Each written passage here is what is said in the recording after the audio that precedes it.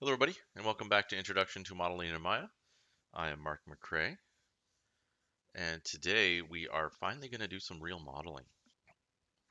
Now within this video, you're going to see me make a basic object later on in the video, and during that process, I'm going to purposely make mistakes, and then talk about those mistakes, and then go through how to fix them, whether it's a mistake in just process, a mistake in creation. But I think it's important to see mistakes that you're likely to make early on.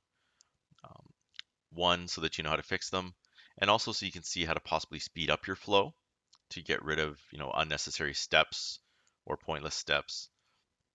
So I'm hoping that people will watch this and, you know, maybe have a few aha moments where you maybe see areas that you can speed up the process. It's so important for beginners to know that even people far better at this than I am, you know, the best people that you see, they make mistakes when they're modeling. The the key is that they know how to quickly fix them. And because they have solid workflows, the mistakes are obviously limited, but any finished product that you see out there had a bunch of mistakes made during the process. It had a lot of iterations. All of this comes from practice and repetition. Anything that you do well in your life will always come from practice and repetition and learning from a buttload of mistakes. So with all that said, let's get, right into it, and hopefully you guys enjoy this video. So far, we've simply been looking at Maya and how to learn it, to get comfortable with it, and finding things in the program to help us make things. But let's actually start making things. Now, if you do remember, we've discussed different ways to make shapes or primitives. These primitives are the basis of all your modeling that you'll do in Maya, and is where the term box modeling comes from. So one of those ways was just that shift right click down for that marking menu, or of course I could just create the cube by clicking cube. And if we zoom in, we see we've got a little bitty cube here. Now, your grid likely looks different than mine if you've never made changes to it. I have my grid set to match Unreal Engine measurements. So if we go under display and then grid and hit the option box, we'll see I've got mine set to 1110, and I've adjusted the color of my lines. So basically what this means is, because under my settings, my working unit is a centimeter, so each subdivision is 10 centimeters. So my subdivisions are these smallest of the boxes. So that is 10 centimeters. An object that comes in is a base of 1 centimeter by 1 centimeter by 1 centimeter. So if I scaled this object to 10, it would be the size of one of those boxes, or 10 centimeters, which of course also means that one of these full-size boxes that the white boxes are denoting is 1 meter. And then of course I've got it to be 1,000 total units across. So just a handy little note on that.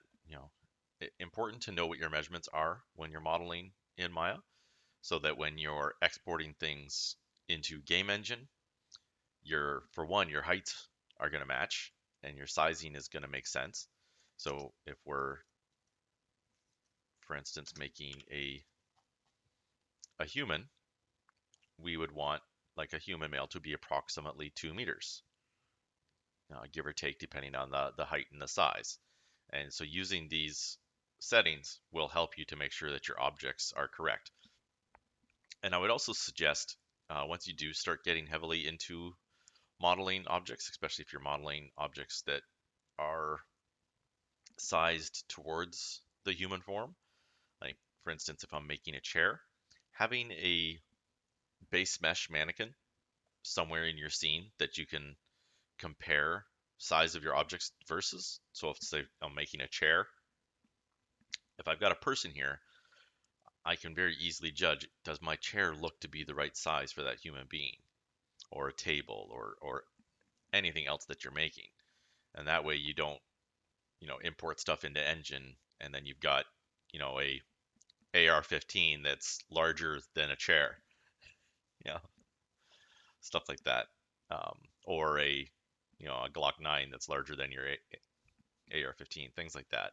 So very important to know your measurements and to work within that scale. Let's go back to our perspective view. So alongside when we're working with these primitives, it's important to note that we have different methods of selecting them. So right now we are in object mode. I've got the object selected. Now if I go into one of these component modes, so say I choose edges and I select the object, I have the object selected in component mode instead of object mode, which means if I alter the position of this object, we can see I've got no transformation on that because Maya doesn't know that I moved the object. I simply moved the components of that object. Now, because I moved all of them, it moved the entire object. Whereas if I grabbed the object, we would be back there. But you'll also notice that my pivot didn't move. And that's why the translate didn't move, because I moved my components off of the object pivot. So it's very important to understand the distinction between these things and how these different things can be useful. Like for instance, if I wanted to rotate a box around something, there's multiple ways I could do it. I could do it in object mode or component mode. So just be aware. And then the next thing I want to show before we get further into this is a very useful tool when you're modeling, especially if you're modeling things to precise sizes, is under your create tool, one of the things you have is a measurement tool. And you can use the three different types. The most common one you'll use is the distance tool. So say I wanted to know, how far is this box from, say I had something at the center. You can click and click and it will tell you the distance between those two clicks. Now you can see I've got a 19.831, decimal point, blah, blah, blah, because the click is wherever I clicked it. Now my click might not have been exact there. So the best thing to do when you're actually using the measuring tool is to use your either grid snapping or vertices snapping. So grid snapping happens when you hit the X button. So if I hold X and click and hold X and click, it's going to snap to the nearest grid point. So I get a precise measurement of 20. So we know that this was 10 from our earlier measurements. So we've got a total of 20. So it's perfectly measured.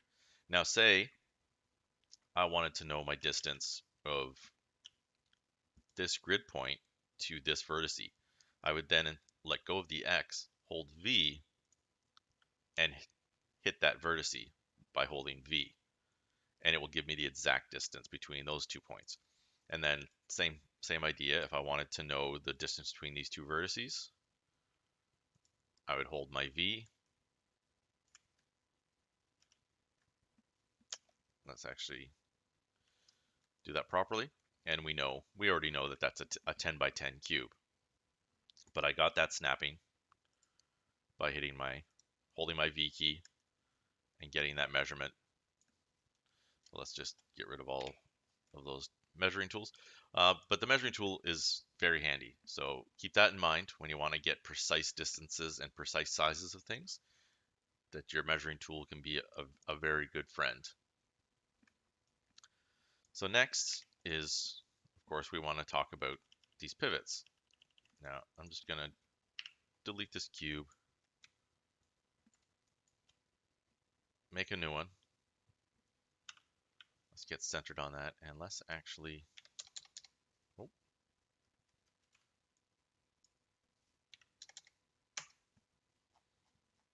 scale it up so it's a full 1 meter by 1 meter cube.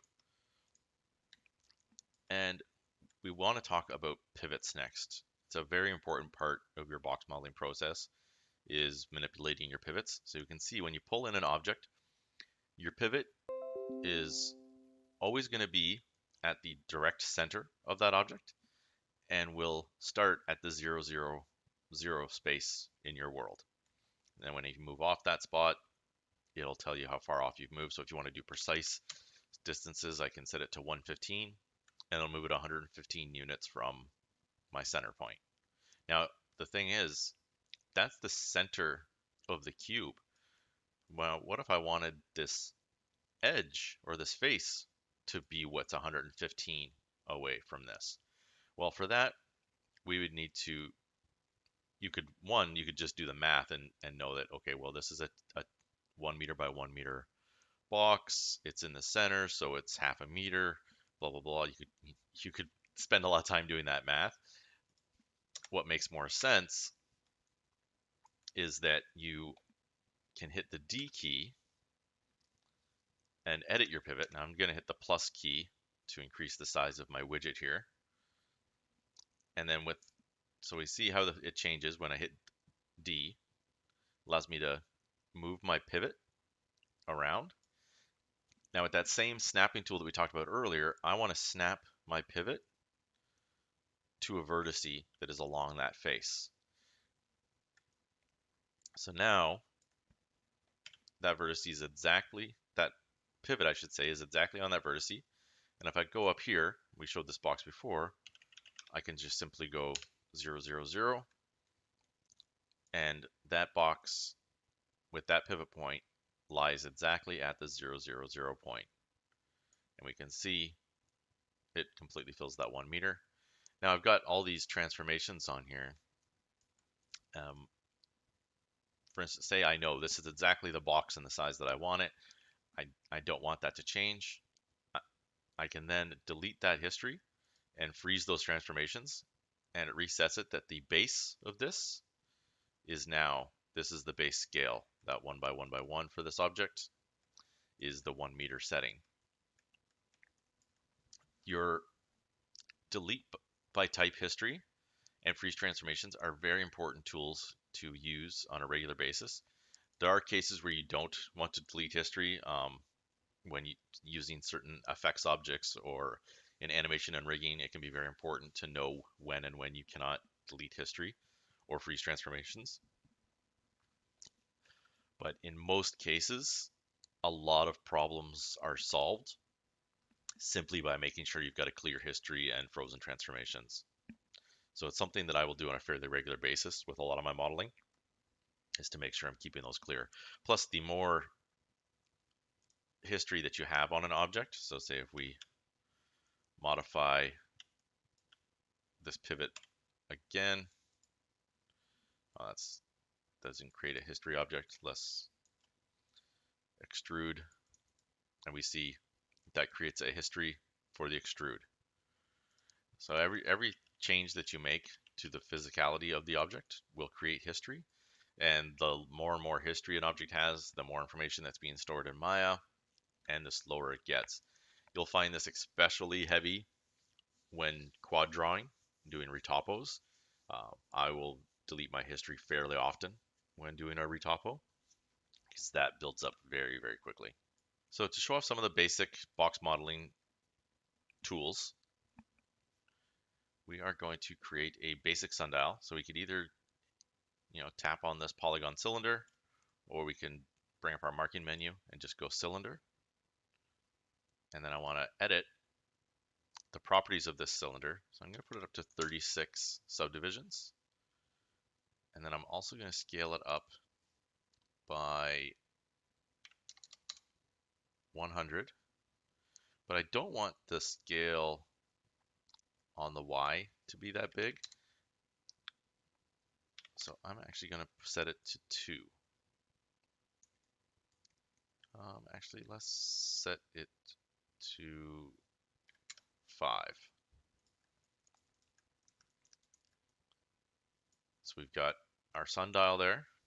Now I want this to be actually sitting exactly at my 0, 0 on its bottom face. So I'm going to edit my pivot, snap down to that center set of vertices,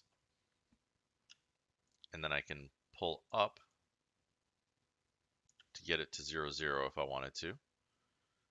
And I could try to, match it to that grid and keep going, or just, again, simply go to my transform up there, set it in its spot, and then I'm going to delete history and freeze transformations.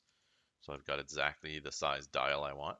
Now, the reason I increased the subdivisions to 36 is because I want to make sure I've got a much nicer rounded surface. If I had left it at the base, we would see a much more faceted um, circular shape. And I want this to be fairly smooth in its circular. Now next, I want to get some, some peaks as if this is the sun coming out of this object. Now there's a variety of ways that you could do this. Personally, I would create a box and we'll hit R to go into scale mode. And I'm going to scale up this way to get an approximation. I about like that, so I'm going to nail it right down to 40 to get an exact. And I'm looking at this and I'm thinking, oh, maybe that's a little too big actually. So let's drop it down to 30, and I think that looks about right. So I'm going to move this to the side, and I want this to be a triangle. So what we're going to do is we're going to go into our vertices. We're going to grab these, and we can hit our merge vertices option there, and then we can grab these two vertices, and we can hit the G key to repeat the last command that I gave Maya, and it will once again merge those vertices to center. Now, I want this piece to match with the size of this. So I could, hit that 5. Oh, wait, that doesn't match. So maybe what we want to do then is to use that vertice snapping that we used before to get stuff exactly where we need it. So we can hit the D, hold V, move that pivot over, and now this face I want to have match with this. So holding V key, I can pull this up and it would exactly snap to the next set of vertices that it finds. I can do the same thing here. I can snap up, it went too far, snap back down, and it snaps down to that. So now I've got a triangle that is exactly formed with this piece here. Now, I also want this to match the curvature of this object. Now, I don't want these spaces, I want this to be a perfect curvature. So let's grab this vertice and we can snap it holding our V key into place. Now we can see, now I've got these overlapping faces. Now if we look at different angles, we can see this ugly rendering that has happened here. And that's because I've got that overlapping face. Overlapping faces are not something that you want to have. If you're going to have intersecting geometry, you do not want it to be geometry that is sharing a plane of existence, is I guess the way of putting it. You don't want them to be exactly face aligned if you're going to have them intersect. So just to make a quick adjustment here, if I scaled this down and pushed this in, see how I'm pushing this into the object? So if we go into our wireframe mode with 4, we can see that this object is now intersecting, and I won't get that because the faces aren't completely touching or close to touching. I don't get that same ugly rendering. It is okay to have intersecting geometry. You want to limit it as much as you can and only use it where needed.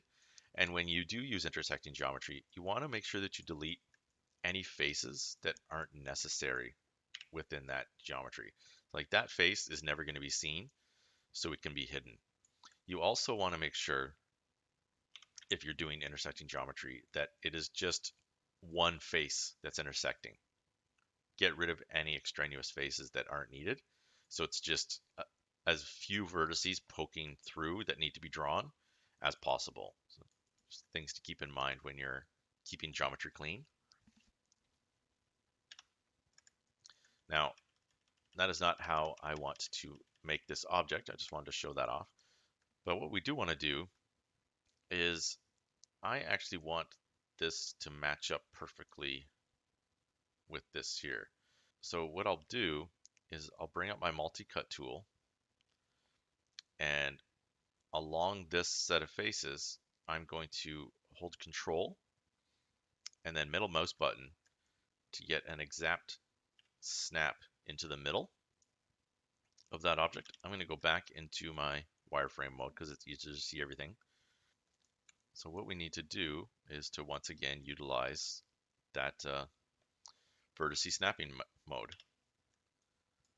So let's make sure we've got the right object selected. Let's go into our vertex and let's snap these. Oh, let's grab it and snap these up. And now we've got perfectly aligned objects. Now, this object no longer needs these faces because they are completely hidden. So we don't need those to be there. So now if we go inside this geometry, I need to delete these faces as well. And you can see everything is airtight and perfectly together. Now let's go into our top-down mode. And so we've got this object. So let's go back to object mode. You could also bring up the modeling toolkit and switch between your modes this way. So I want this object to be here, here, and here, and then again on the in-betweens. So the easiest way for me to do that is to once again edit my pivot. So if I hit that D key and I drag this, and it will snap to those center pivots. Now if I hit the wireframe unshaded button, which I do like to have this option open or turned on a lot when I'm modeling because I want to be able to see my faces and my edges, I can know exactly where I'm trying to snap that to. So now with, turn off edit mode there. Yeah, always need to remember to hit that D key back again. So now my object selection is right in the middle of this. So if I hit E to bring my rotate tool, and I start to rotate this, we can see it rotates perfectly around that spot. Now, while rotating, if you hold the J key, it will rotate in increments, and it is default set for 15-degree increments. So we want to copy this object because we don't want to just move this one. We want copies of this object moving around. And there's multiple different ways that we can do this. One, we could hold Shift J and rotate, and it will pull objects off. And you can see we get it snapped exactly into place. And then I can hit release the Shift J, do it again, and get that into place. Shift J, do it again, and get it into place. And that gets me my copies that I need. Now, another way that you can do this is by using the duplicate special. So if I go into edit and duplicate special, I can go in, I can set my number of copies. So in this case, I need 3 additional copies, and I'm rotating around this object. So I'm rotating it around 90 degrees on the Y. So if I hit that and hit apply, we can see I get my duplications exactly where needed. Multiple different ways that you can duplicate items. and get them moved around your object. So next, we want to get that same object in between these spots. Now we can see we've got how many faces here? 1, 2, 3, 4, 5, 6, 7. So that doesn't give us a very nice spot to put this stuff. And this is where thinking about what you're designing and the divisions that you have and how it's being made come very much into play. If I knew ahead of time what I was making and how I wanted to make it, you would have the forethought to know, well, how many subdivisions do I need to make sure that all of this is going to match up properly? I didn't do that planning. I just put in random numbers. So now, if I grab this object, do my shift, no, let's set it to rotate, and I do my shift J rotate, that in between spot doesn't quite match up. And it looks fairly ugly. So I want to replace my cylinder, and I want to create a cylinder that is going to properly allow this type of division and have everything work out evenly. So when we go to create our new cylinder, so this time we'll just create it by hitting that. Let's get our sizing back to the way that we had that we know that we liked. Now, the important thing when you're dividing a mesh like this the way that we were doing, and you want to have those something evenly rotated around it and matching up properly, the number of subdivision axes that you choose is very important. And it's good to know the math on this as early on in your modeling process as possible. You want divisions where in the 90 degrees, you have an even number of sections. That will give you the best results when trying to move things around. So we can see with 20, we have 1, 2, 3, 4, 5. So if I did that same method, I'm not going to have a nice even set. So I want this to be even numbers. Let's go back into object mode and select this. So even numbers between the two are going to be numbers that divide easily by 4 with another even number. So 24, for example, because 24 divided by 4 is 6, an even number, whereas 20 divided by 4 gives us an odd number. So you always want this division of 4 to equal an even number, and you will get the best results. So a very important thing to remember, you will get much easier subdivisions and much cleaner looking meshes if you always try to keep that rule of even 4s in mind. So I had it at 36. So I either actually want it to be 32 or 40, depending on just how many subdivisions I'm willing to go. I'm going to do 40 to get that extra clean look. Our cube shape back in. Let's get it scaled up. Now we had it scaled to 30. So that still feels like a good number. And then let's get these vertices.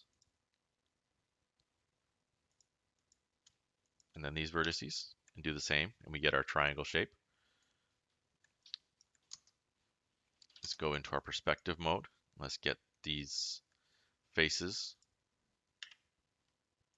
snapped back down to where we need them. And then we want to go into our shaded view so we see exactly where we're snapping. Vertex mode, snap, snap,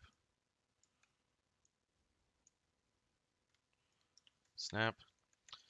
We don't have that edge, so let's go into our object mode, snap that, back to our vertex mode,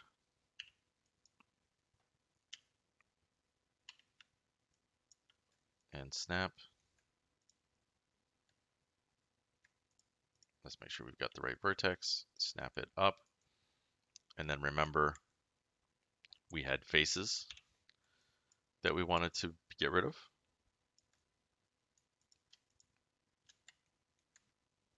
So let's get rid of those. Oh, and for the other object. So now we've got those faces removed, and we've got nice, clean connections. And let's grab this object and let's rotate it around. So we're ready to rotate this around. So let's delete history and freeze transformations. Let's edit our pivot, get it to match with that center vertex there. And then we can just do our rotate, Shift J, and get these into place.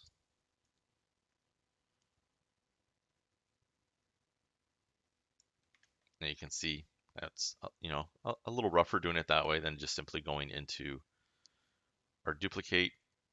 And then we want, once again, to get that extra rotation. So let's grab that object once more, and let's do this with our duplicate special.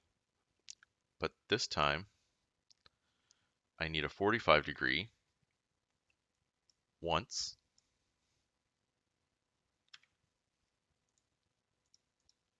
So there's that. And then I can do it once again on the 90. I need 3 more and apply. Now the simpler thing to do would have, of course, been to just do the first one with a 45 degree separation every time, and with the 6 extra duplications instead of doing all those extra steps. So now I've got my triangles. I like where they are. Now, say I'm not exactly happy with this. I actually want these ones on the major compass positions to be a little bit larger than the minor positions. So yeah, I want to scale these up. Oh, but when I scale up, it's moving it away from my object. Well, that's not really what I want. So how much bigger do I want this to be? Well, let's recenter the pivot back to the center of that object. And if I scale up from here, we can see, oh, well, I'm getting a much larger object again. Now, is that the size and the shape that I want? Possibly. I think that feels about right. Now, instead of, eyeballing it, let's put in an exact measurement. It's 50% larger, or maybe double the size. But I also want it to match up perfectly with the curvature of this circle. So I can, get that rough size point out that way, but I still want this to match up with that curvature. So let's go back into that vertex mode, and I could either, snap these into place, or say I want this object to stay this exact size, because if I move these vertices, I'm actually shrinking it. So let's snap to our vertex there, and then out of the edit select, let's snap the vertex back there. So we see we've got it perfectly lined up on that face. Let's get this face lined back up. So we're working well there. And then we can grab this edge. Oh, and look, it's trying to snap to a vertice. So you want to make sure that you're actually doing this with your vertices. And that is a mistake of component selection that you will likely do. So just trying to think of and show off all the different options and mistakes that I can. Now I want to add new vertices in here.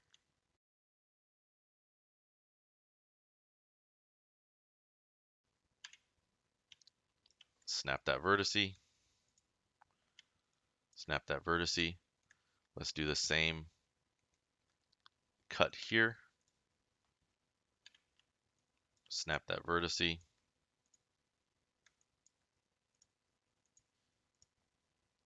And snap that vertice. And we get that perfect clean cut. And then we can grab that, hit Control Delete. But that will delete all of our vertices. So we don't want that. So let's just hit regular delete. It keeps those vertices, but the problem is it also keeps these vertices. Now, if you have floating vertices, you can just simply select all the vertices in your object and hit delete, and it will delete all floating vertices. But I had floating vertices up here that I do still need. So let's just make sure that we're only selecting the floating vertices that we don't want to keep and getting rid of those. So now I've got an object that I could put together and merge. So let's grab both these objects and let's combine them together. So now they are one object.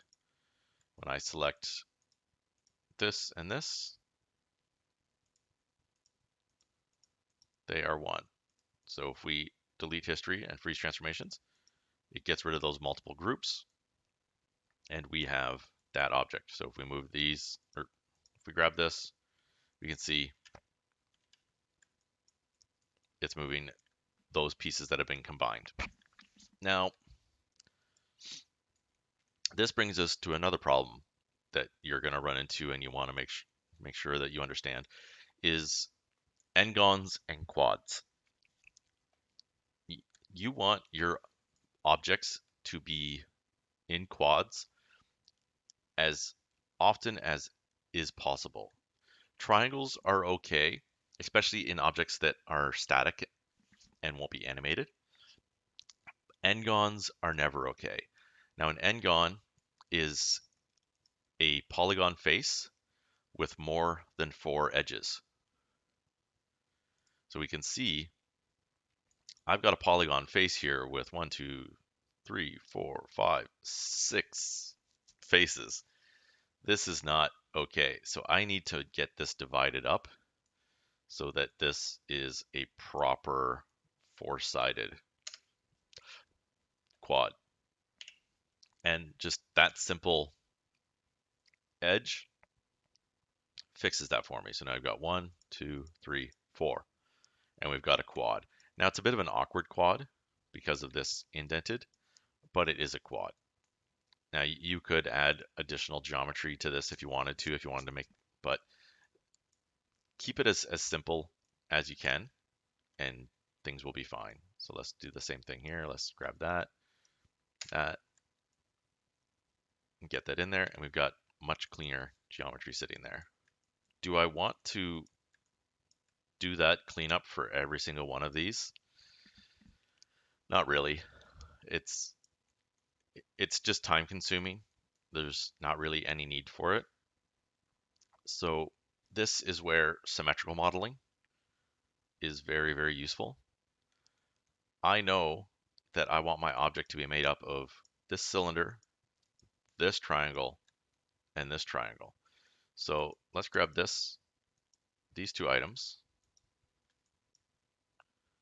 hit combine, hit that delete history and freeze transformations once again. And we're going to do the same thing that we did previously. Let's make sure that, oh, I don't think I actually did that part before. We want to make sure that our vertices are all closed together so that we don't have overlapping vertices when we combine objects. So we can see that we've got that snapped. Uh, and that's why I have these options here. Let's actually go back here and see.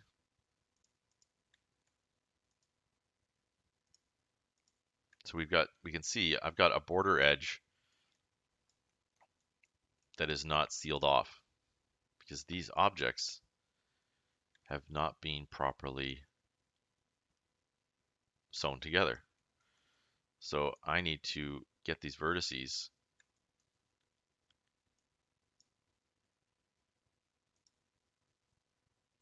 snapped in. So you can see that closed those extra border edges and they are now properly one piece. Let's do the same thing here. Merge all vertices that are within that 0.01 distance, which when you combine objects with the vertex snapping that we did, they're going to be right on top of each other. So it will be a nice clean merge. And then let's do our same multi-cut.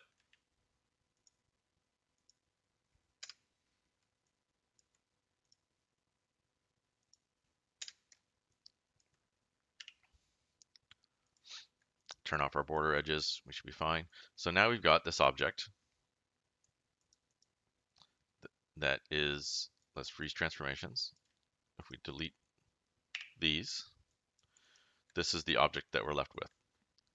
So knowing that this is my main object and I want this to be what I keep, and I don't want to continue to do this, working with symmetrical objects is extremely useful here. So I'm going to delete the stuff that isn't needed. So with tab selected, I'm going to grab a face and go around, get the faces that I don't need, delete those, do the same thing. Just grab the faces that we don't need, get rid of those.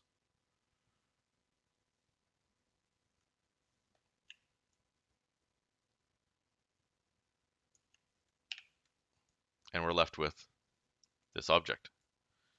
This is the object that we want. So let's duplicate these sections to get our finished product. So let's delete history, freeze transformations. Now, this has a weird object center now because of what we've done. So let's get that vertices back in, that pivot back to the center vertice. And then we can duplicate and start rotating this around. So if I hit E to go into my rotation, hold Shift J, I can start rotating this and we can see, boom.